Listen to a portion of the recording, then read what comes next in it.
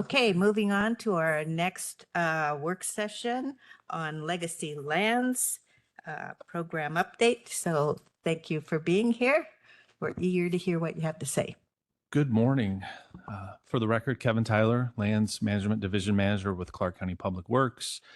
And with me today are Danielle Cowley, our Lands Coordinator, and Jenny Coker, our Deputy Director.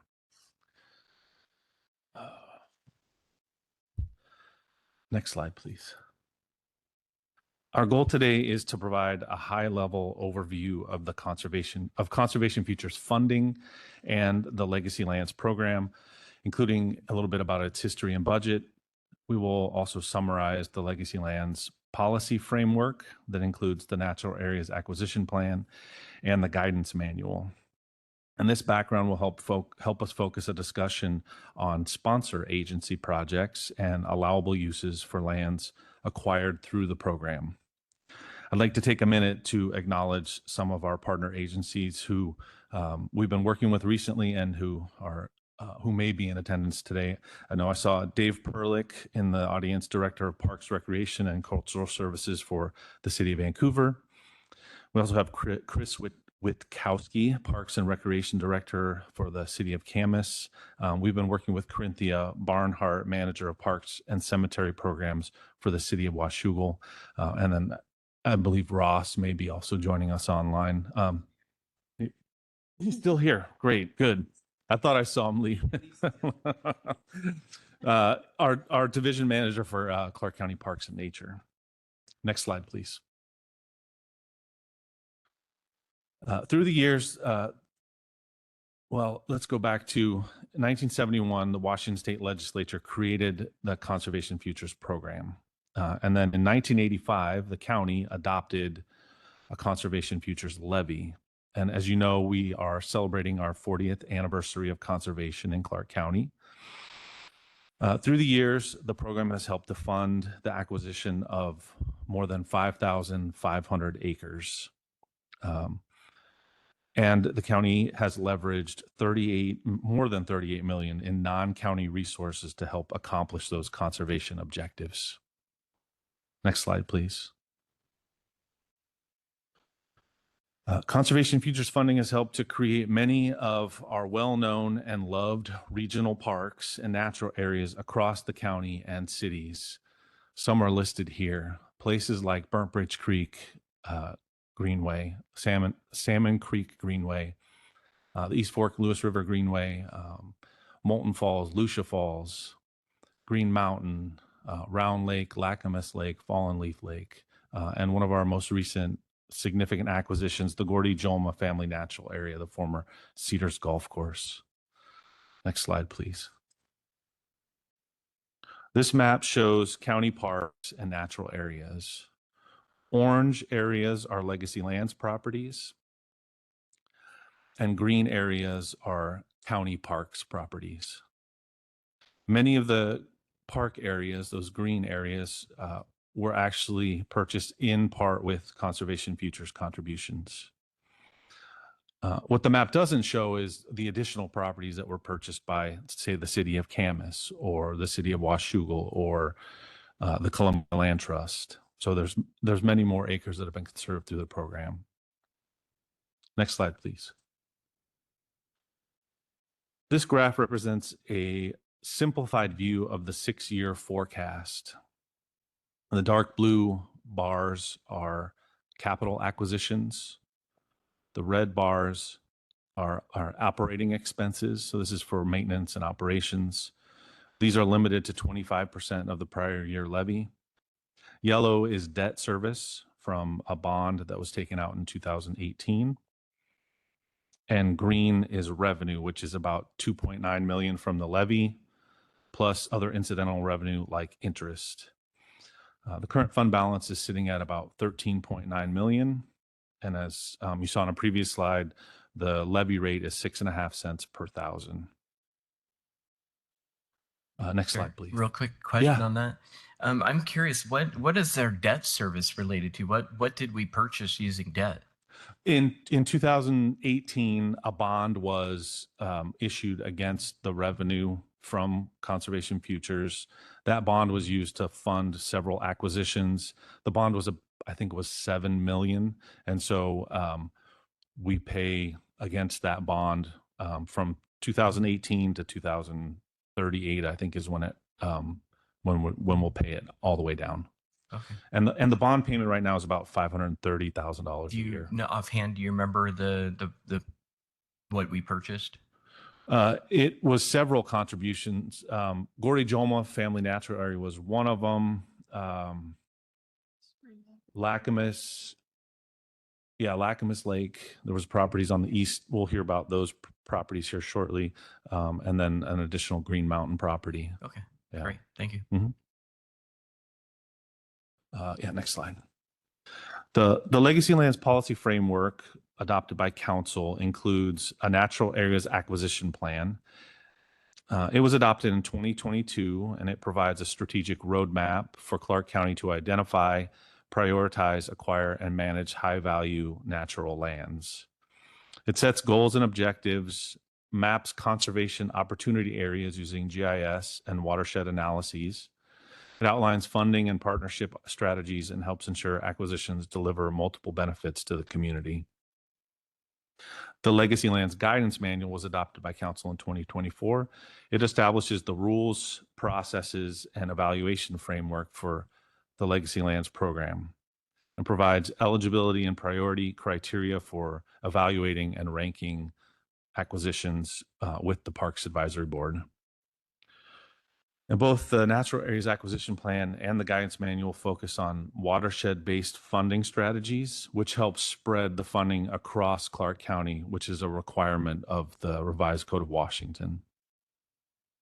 And as you heard yesterday, with the Parks Capital Improvement Plan, the county will begin updating the Parks Recreation Open Space Plan in 2026, and the Natural Areas Acquisition Plan update will be a part of that process. We'll be working hand in hand with our parks team. And like you heard yesterday, we invite everyone in the community who's interested in parks and nature to join us in that effort. We need to hear from everybody. Next slide, please.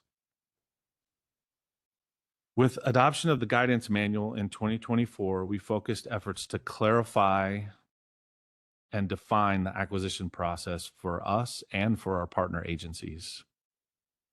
The matrix shown here outlines the two pathways a proposed project may follow to funding approval. County-sponsored projects would follow the process on the left, and sponsor agency projects the process on the right. In February of this year, we opened a call for sponsor agency projects through the Legacy Lands program. The City of Vancouver submitted the only application, and we'll hear more about that shortly. With that, I'll turn it over to Danielle.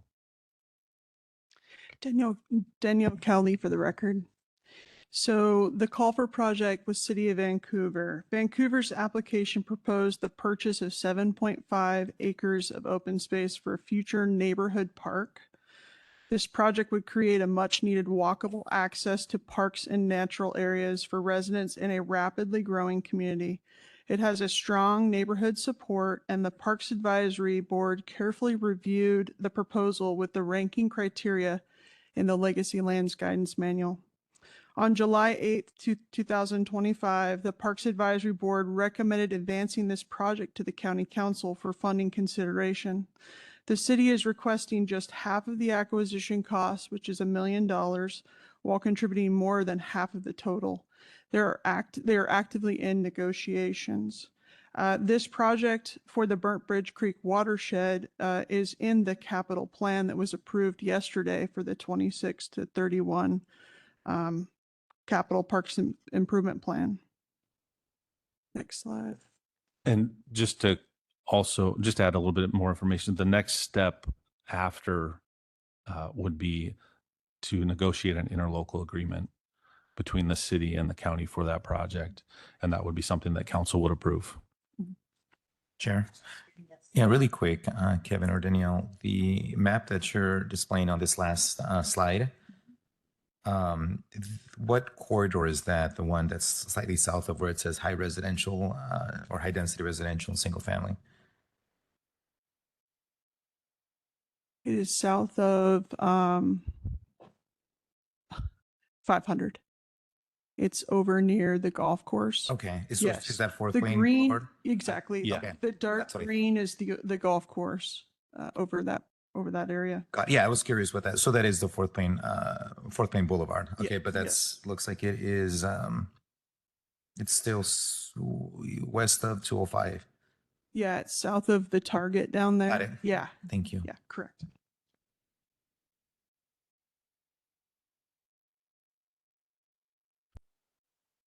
So following adoption of the guidance manual in 2024, several partner agency projects like the one that you just saw and the county's own Gordy Jolma Family Natural Area project help us to identify a gap in the manual.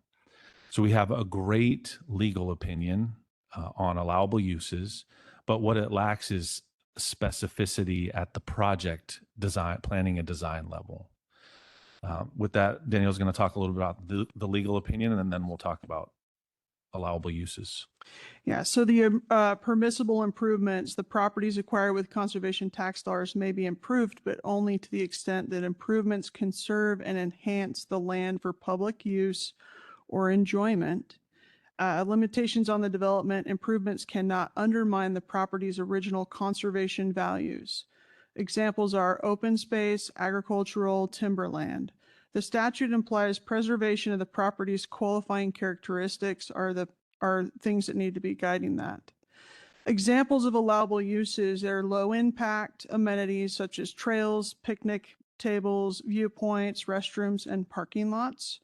Examples of impermissible uses is intense recreation or urban development like stadiums or swimming pools are not allowed and they would eliminate the conservation values.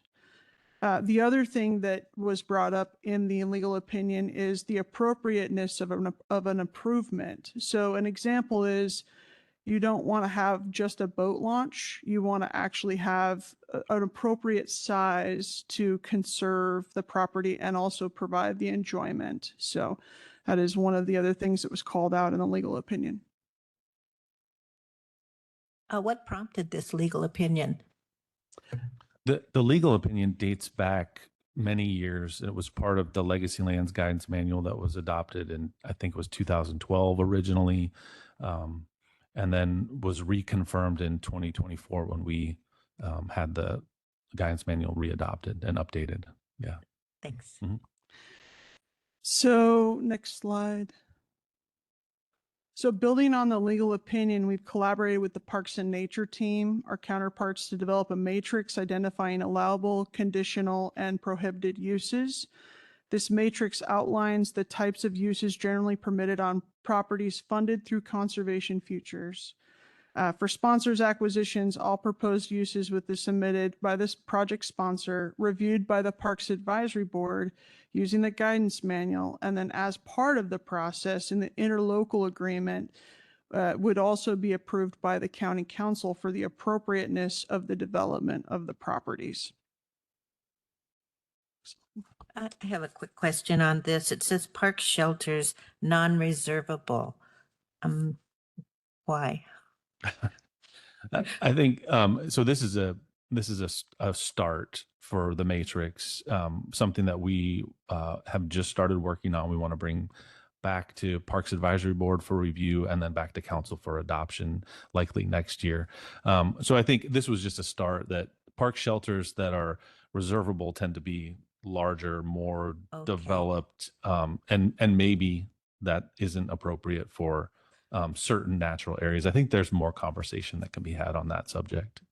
Yeah. Great. Chair. I think I understand. Go ahead. Could we go back one slide real quick? Yeah. One further.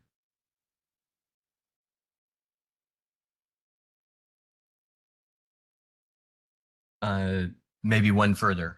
Oh, to the city of, the legal opinion. Yeah. So when you get down here, case by case legislative discretion, if reasonably debatable. So we have this legal opinion, and there's this it sounds like fairly large gray area. Right.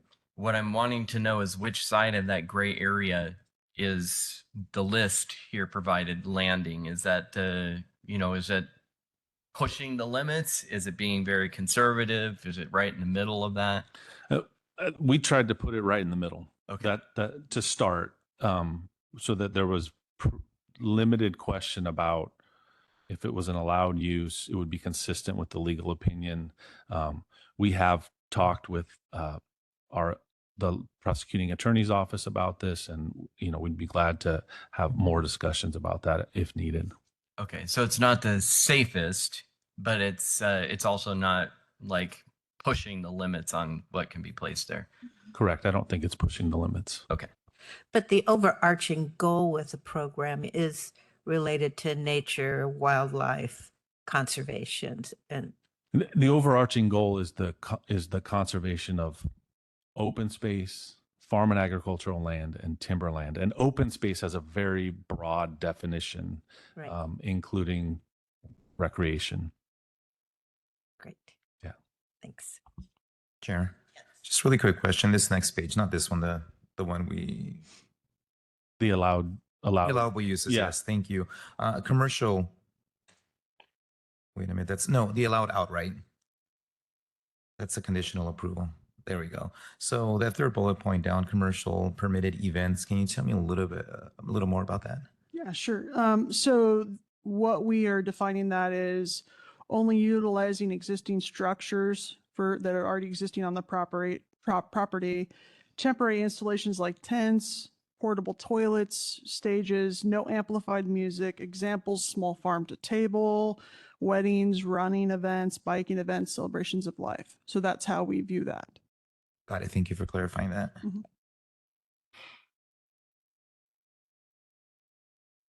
All right, next slide. I got to get caught up. Sorry. Many of the conditional uses listed would depend on factors such as size and the acreage of the property, which we've talked about earlier, the conservation values and the necessary permits to propose those activities. So examples, running events, kayak rentals, coffee stands, baptisms. Those are all examples of events we could see in conservation futures type properties. Next slide. And I think one other point on the conditional approval is that in many of these, in the definitions in the matrix table that we're working on, that there would be a need to demonstrate a de minimis impact to wildlife habitat and the conservation value of the property that is in question.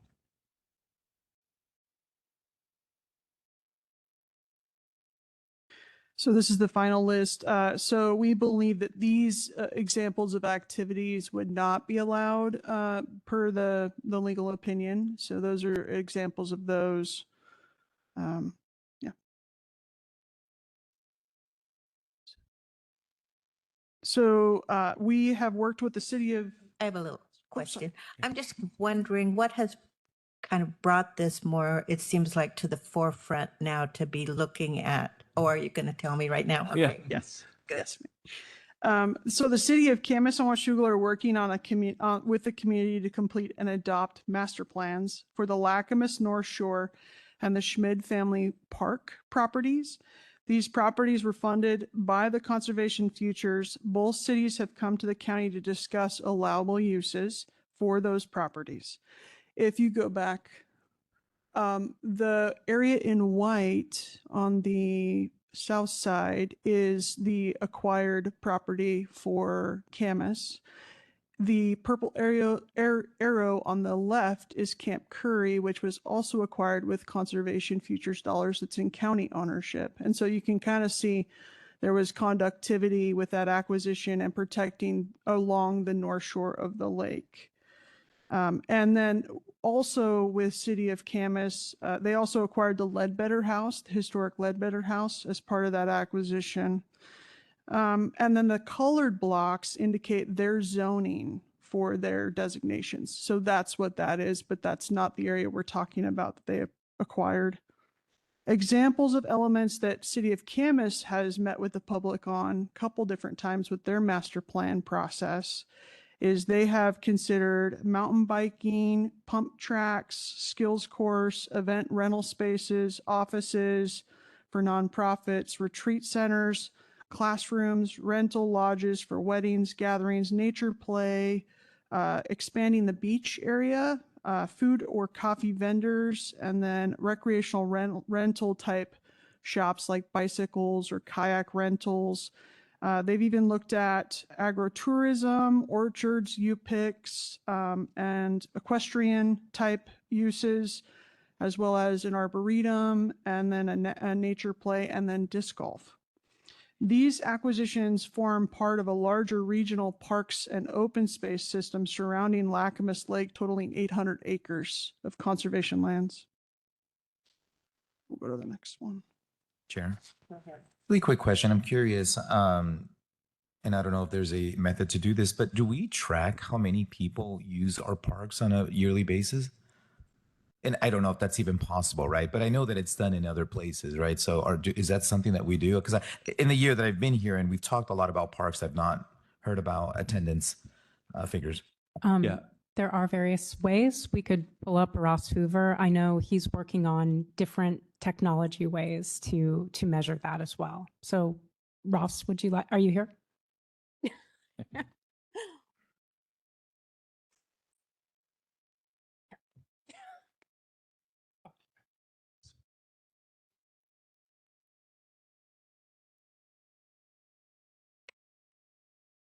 Thank you, Chair, Councilors. Ross Hoover, Parks and Nature Division Manager. So there is some new technology available to us. One of the challenges within parks and natural areas, open space and trails is how to count spaces that are accessible all the time. It would essentially require somebody to sit there with a counter, which is a little problematic. So that has been a challenge for the profession in the past. The new technology tools that are out there use anonymous mobility data collection and aggregates that data. And that data then is available to purchase and to use to visualize that data in specific parks. And so you can see the number of folks coming, the peak times of use, completely anonymous. So you don't know who it is, but you can tell that there's a group of people at a particular time in a particular park. So those tools are available. We're looking into those and utilizing those tools system-wide. So that if I'm spending time in Lacamas Park, which I do during the summer, you're being able to track me, right? Anonymously, right? Okay, and that's how you're determining, how much time people are spending, who's spending time there, or how much time people are spending time at the park. Exactly. Yeah, and I asked because I was, intrigued by the concepts of what Lacamas Park could potentially look like. And I travel extensively around the world, and a lot of parks offer, in addition to nature, they offer amenities, right? And so it's a reason for people to show up, whether it's food carts or vendor stalls or whatever it is, on a year-round basis. And that's something that we don't generally do here, at least on the West Coast. I've seen that on the East Coast. And it would be a great way to bring people in and also generate revenue for the county, right? Because vendors would have to pay to be able to occupy the space. Oh, and to that point, I think that's what Camas is looking at from these 9 or 7 parcels they've acquired, is to how to engage and have those types of events. They did have an event called Walk Roll. They actually closed the road down, and they actually experienced, the community was able to check all the new properties out, which was pretty exciting. So I think there's a lot of excitement in Camas on these properties to develop. Kudos to Camas for leading the way. Yep. Thank you. Is Camas wanting to utilize some of the legacy?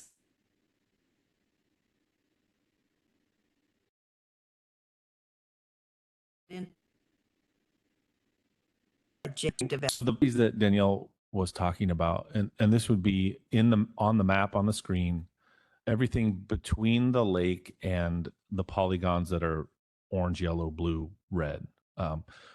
That was acquired using Conservation Futures funding several years ago. That bond that we talked about. What color is it that we purchased? It's not colored and it's outlined in white. And so there's a little bit of green coloring there, and then like all the purple and thank you. yeah. So it was about almost 2.6 million Conservation Futures funding went towards the acquisition of all of these properties. And so there's a deed of right recorded against property that's acquired with conservation futures funding, and it specifies that development activities need to be essentially approved by Legacy Lands. And so that's the impetus behind the allowed uses discussion. Is this project came forward, the city of Washougal's project came forward, city of Vancouver has a project. And so we're trying to make sure that our partner agencies have the specificity they need to engage the community, master plan these properties, and then develop them into the recreation amenities that we, all want to see. Well, I think it's worth being cautious about this because, as our land base shrinks, and if we want to protect wildlife, and I know with the comprehensive plan, I'm just looking at all the maps that I've been looking at lately, and the cities seem to be growing into each other.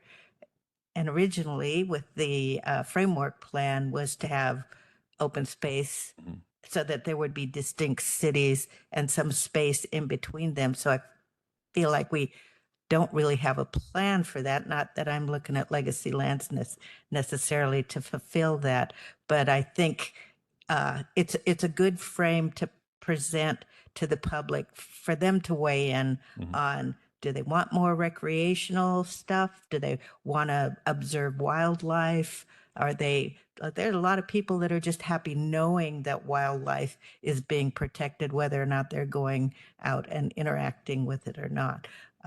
So that's what I've been thinking about as you've been talking. Are you referring to green belts around jurisdictions?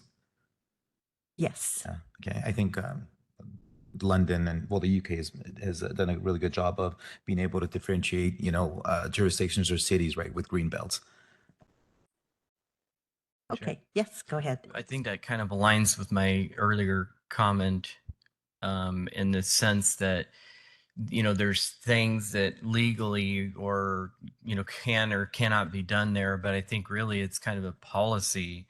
What do we see these lands being? Do we see them being more natural? Are we wanting to activate them? Kind of those core thoughts in terms of policy direction on how we see those funds being used. Well, and this is what the voters approved and what they had in their mind when this was presented to them. And I think it's just one of those balancing acts, like everything related to land, trying to figure out pleasing the most people, I guess, or what your overall objective is. We're all in this together. We are. Ross? Thank you. If I can just add to those thoughts and suggest that the effort that Parks and Nature and Lands Division are undertaking next year with our system plan update really is intended not only to get a true clear vision for the next 20 years, but also to develop the policy direction for staff as to what the makeup of future acquisitions is and how we might proceed over that span. That plan's updated every 6 years, but it's a 20-year lookout. We will hear from community members on what types of uses, what types of land we should acquire, and how we should utilize and best manage the land we currently have within that document. That will roll up into some type of policy goals within the document that will provide us direction. Great. And I really appreciate your leadership in bringing us forward, because I think the county is in the best position to provide leadership to look at the entire county. So thanks. Okay. Next slide. So this is the Schmidt Family Park. It is 17.8 acres along the Washougal River and 32nd Street. This acquisition was completed in 2016. We gave the city of Washougal, we purchased it for, we gave them under half of the money for the actual acquisition. They also have gone through the master plan process. They have met with the public twice. They've done a public event recently for Halloween or Harvest Fest there. And their vision for this is what we have on the screen today. They see green lawns, overlooks, protecting the oaks with split rail fencing, nature play, workout stations, parking stalls, picnic shelters, restrooms, water access for non-motorized boating to the Washougal, gravel access roads, and interpretive signage, also a tribute garden and some boardwalks, as well as nature meadows, so native plantings. And so this is they're also in the same process. So both of these cities are in that public process trying to get their master plans adopted. So next slide. Chair. Just something that came to my head real quick. Going back to the last slide. Just, you know, the idea that this is, you know, it's green, it's land conservation is the intent of the funding. It's frustrating to see so much pavement there. I know it has to be there, unfortunately, but I was wondering if there, you know, maybe as we go through the parks process, there can be a way that we can look at, or, you know, having ourselves, Clark County for sure, but maybe working with the other jurisdictions too, to kind of focus on multimodal routes to these areas to encourage less vehicle travel. Just a thought. That's a good thought. And I would add CTRAN would be worth coordinating with them too, to transit could get people out and about. That's a good point. And one other item that we have seen in other jurisdictions in the state that have conservation futures funding programs is to place a limit on the percent of the property that could be that could have impervious surfaces. So that's something that we could look at further. I do think it needs to be balanced with access and equity, though, because some people, maybe their only potential route there would be with a vehicle. So you don't want to end up in a situation where there's not enough parking for Right. people to be able to enjoy the benefits of the park. Absolutely. I think that one thing that we're not considering is, you know, a lot of these larger parks are not easily accessible by a lot of people unless you're driving there, right? I mean, as I look at this, and I don't know where exactly it is in Washougal, and I know that Washougal is a very low density, you know, a city, but there's so much available space to be able to develop housing around it so that people, you know, that's not our responsibility. You know, that people living in these neighborhoods can easily access it without having to drive, you know?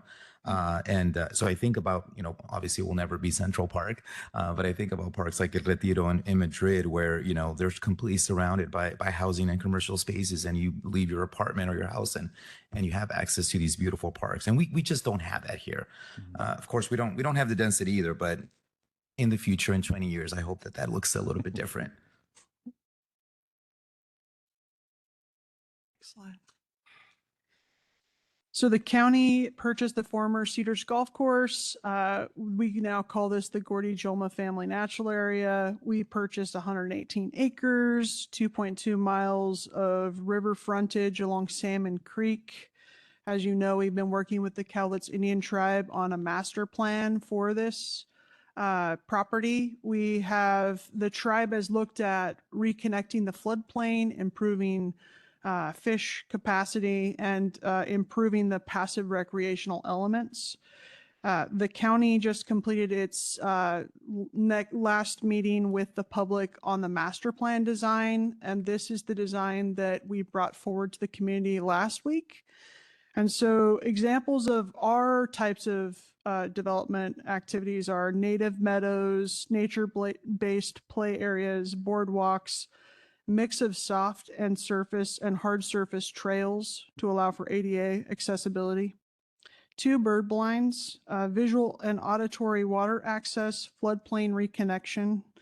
And then we also have included ADA parking, accessibility, bus parking for schools that want to do environmental education, restrooms, a picnic shelter, and we'll retain that irrigation remnant pond on the northwest side.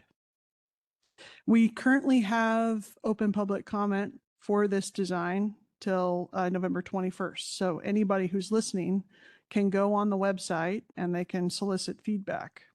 Were there any particular concerns that came forward at the open house? The most recent open house, I think we're still gleaning all of that information. We've got to look at everything, but there's always a lot of the interesting feedback we received is a lot of people wanted to leave it nature-based recreation, less water touching. And then they want to have appropriate size parking, and they want to make sure that, you know, access is not a safety hazard for the public to exit on 142nd. Sounds reasonable. Yes. Thanks. Yes. Chair, the area surrounding the Gordy Jolma Family Natural Area, it is unincorporated Clark County. Portions of it are unincorporated Clark County and portions of it are city of Battleground. Okay. Yeah. I think Chair Marshall just pointed out that this is an example of what I was referring to, housing around these areas, right? Although I'd love to see more density, and in terms of when we think about equity, you know, being able to provide housing for a lot of folks, not just single family homes, right? But this is a good example where a lot of development is happening around this area where people have easy access without having to drive several miles. Thank you for pointing that out. I was going to bring that up as well. Because and we're seeing a little bit higher density from city of Battleground developments, and then some of the remnant density from developments that occurred, you know, a decade or more ago. But this is a conversation that has been ongoing through the master planning process: is the access from the neighborhoods and making sure that, you know, it's there for pedestrian access, and that, but we also control the parking, which is a concern for people. Yeah. Is Cedars Landing in Battleground or unincorporated? It is Battleground. Battleground. Thank you. So just one more thought that came to me is, you know, and this is a balancing act, this entire thing. There are so many needs and desires for this property, but, you know, when with your comments earlier, thought has to be made. Again, it's about what is our intent with these lands, because humans tend to affect nature, and the more humans that you bring to these areas, there's going to be more impact. And so when you talk about density around the areas, that has to be considered. You know, what level of usage is acceptable, you know, for the purpose of these lands. I just note this was a former golf course, and it's the Chilhatchee Prairie Railroad that runs right through it. Mhm. Rails and trails.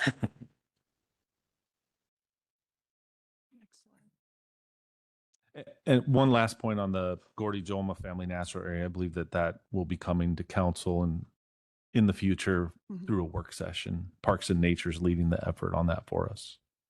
Yeah, and I'll just streams themselves, where we can enhance along streams, and, you know, those become the wildlife corridors, and, Mhm. you know, there's so many benefits.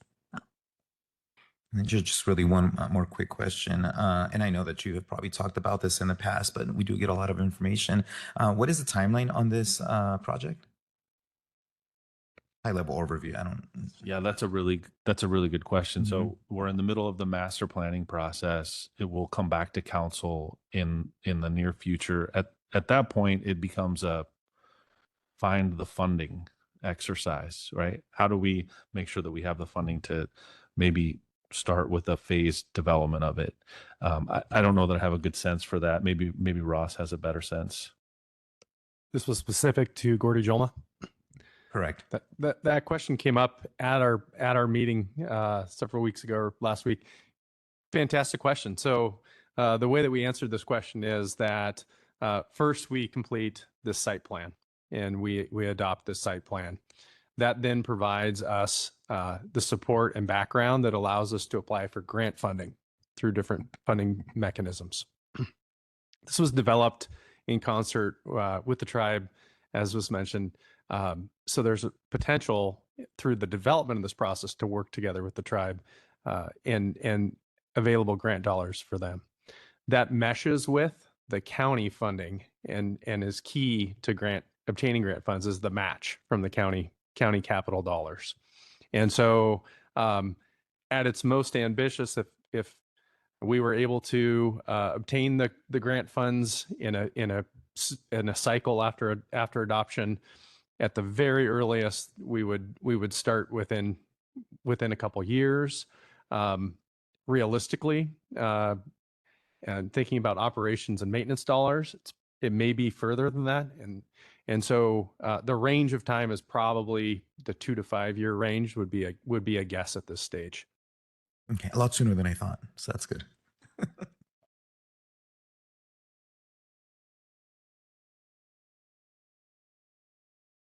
So moving forward, Legacy Lands is going to negotiate with the city of Vancouver for the Peter S. Ogden Neighborhood Park and that agreement will come to County Council for approval. We are seeking feedback today, which is Councilor Young and many of you have discussed, what is appropriate uses and allowable development on Legacy land. So we are actually seeking your feedback today on that specific topic. And then once we narrow it back down, we will bring it back to you and Parks Advisory Board to update the guidance manual and update our legal opinion and include that matrix for our partners so that they have sort of the bumper lanes of what is allowable uses on conservation futures properties. And then we will be updating, like we've discussed earlier, the natural areas acquisition plan with the Parks and Nature team next year. And then finally, I just want to throw it out here. This Saturday for the 40th anniversary, we're doing a Vancouver Audubon is hosting a birding tour at Frenchman's Bar at 8:30. Feel free to come, anyone and everyone. We're going to be seeing migratory birds and sandhill cranes. We're here to listen to your feedback and glean what you guys are willing to share. So that meet up at the park itself? Frenchman's Bar Park, Okay. yes. Great. When was that again? Saturday, the 8th at 8:30 a.m. And do the sandhill cranes come flying in from Sabi Island? I've seen them do that. Yes, and they're already there. They're already there. Yes. We've But don't they- scheduled their flying. Okay. So no. 8:30. Don't be late. Yeah, they've got timers. All right. It's spectacular. But thanks for your time today in discussing these topics. I appreciate our partners for all being in the room virtually and in person. This affects them just as much as it affects the county, and the designs and development of these properties is a huge, huge monumental task and a huge investment the community has made locally. So we look forward to hearing what you have to offer. Good. I have a couple of things I wanted to toss out there. And one of them is DNR lands. And what was that watershed up there? Up in the corner? Susan? Tucson. Yeah, I'm not sure what you labeled it here. I'll find it. Oh, think that's North the- Fork Lewis River Upper. Yeah. So that there's DNR land up there, and I think in the past the council hasn't really taken much interest in forest land itself, but we're interested now, and I think kind of figuring out what our scope of interest actually is, and talking to DNR and the potential for a land swap, and I've wondered how could this fit in, complement the Legacy Lands program. So you have any thoughts on that? Yeah, I do. I think, as you mentioned, maybe past councils, forest conservation wasn't a big component of the conversation.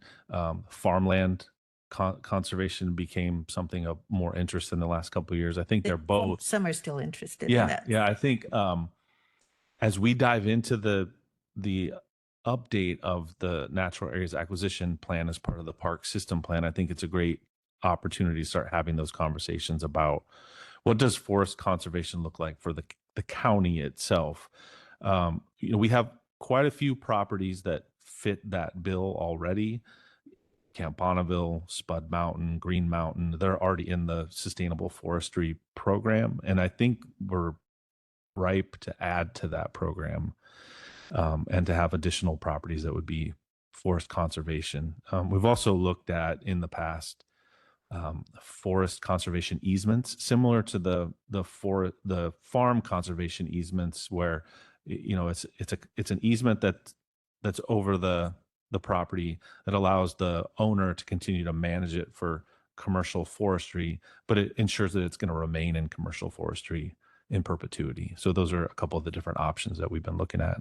Right. And because Counselor Little is not here, I'll mention TDRs Yeah. as strategy as well to figure that out. But your input, and talking about this with the council can help us figure out what our direction is and what we want to, from a policy perspective, advocate for.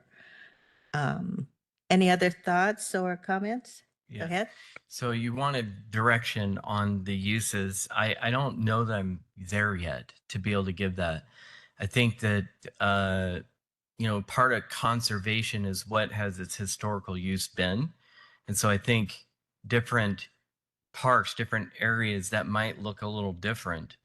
But I feel like this is an area that I would want to have as much information in front of me as possible. So all the information from the public outreach, I'd like to, allow the citizens to have a big part in this. And then your recommendation, I would highly consider as well. I guess this is one of those issues where, even though I've been on some of these properties, I've never really consciously thought about what level of conservation, what level of usage we want. So I think that's going to take a little bit more time for me, at least. And there is some regulatory framework that can guide us in that too. Exactly. And I think, as staff have shared with you, we're teeing up this effort. Currently, Legacy Lands is a watershed-based program, as you've alluded to, but as we go forward, as we consider the comprehensive plan, the climate action plan, the growth that's coming, what are these goals and percentages as we consider forestry, agricultural land, parks, and open spaces? So more to come, lots of input as we can reset these goals and get the policy direction.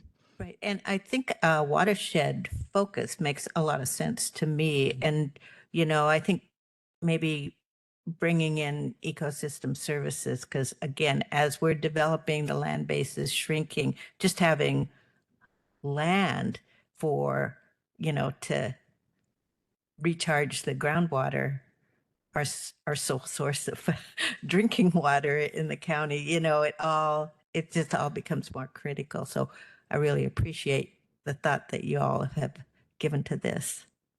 Go ahead. Yeah, sure. Thank you.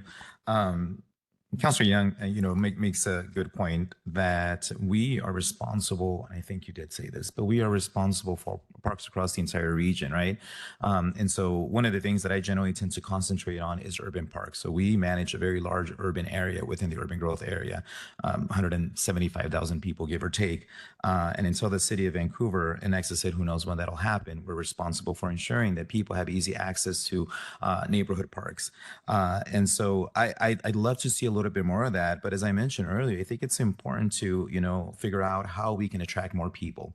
I think about, some of the parks that I've attended in other places, right? And they do a really good job of bringing people in by providing, as I mentioned earlier, vendors, food, retail, programming, and in cold climates like ours or rainy climates, facilities that can be used year round, right? Let's see, as I mentioned, parks in urban areas where people can access without having to drive. And I think that is essential. We talked yesterday about health and wellness and how parks have a positive impact on our overall well-being. So I'd like to see a little bit more of that, but absolutely include the community, because I think that at the end of the day, they get to decide what, type of facilities they want, but find examples, from other regions, to instead of reinventing the wheel, and then generating revenue. Right. We've talked about how there is a need for more revenue, figure out how we can generate revenue to ensure that we can maintain and acquire more land for future usage. So there's a lot to think about, but there's a lot of great examples out there that we can potentially follow. Thank you for these wonderful ideas.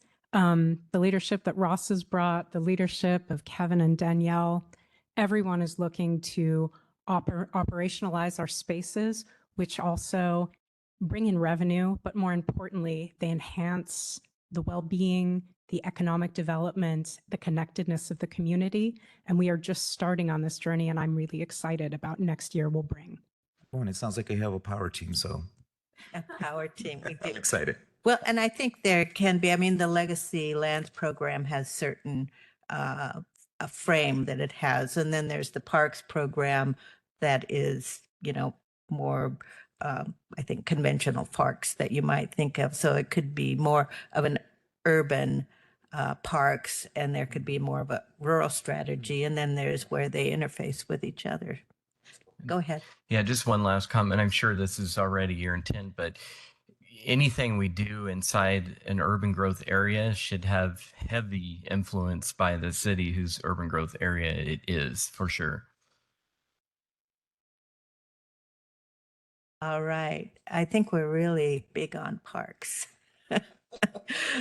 Hence all of the questions. So thank you very much. Go ahead. Just a quick reminder, if all three of you are planning on going on Saturday, let Michelle know so we can put it on the weekly calendar because we'll have to notice it. Thank you. I'm not sure.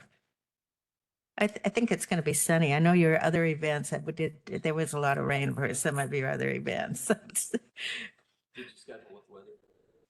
Okay. Any last comments? No, thank you for the feedback today. I think what we heard is that there's a lot of opportunity here, a lot of opportunity to engage the community, and that's something that Ross's team and our team will be doing with the updates of the park system plan and the actuaries acquisition plan starting next year. And some of what we talked about today was really putting those sideboards on how properties that are funded by Conservation Futures are developed. And it's not just for the county, it's for those cities and the Columbia Land Trust who are eligible recipients of those funds. So great feedback today. We're going to continue to involve the community as we further develop that matrix and bring that back to you in the future. In the meantime, that matrix that we mentioned was not brought up on the screen, but it was attached online. So if you want to take a look at it and send us any additional thoughts that you have, please do.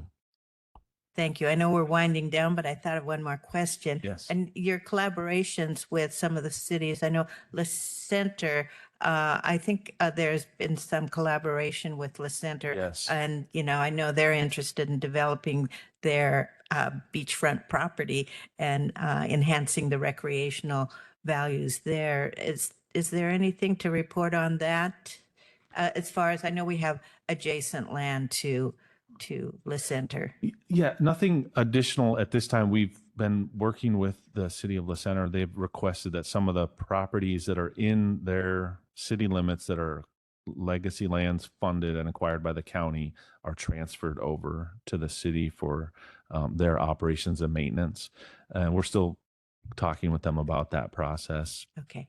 But we coordinate with all the cities, tried to meet with all of them before Danielle put out the call for projects, and we would do the same thing again in the future when we do another call for projects. I remember I walked out there with the folks and wondered where that was at. So, okay. Thank you. Thank you. Okay.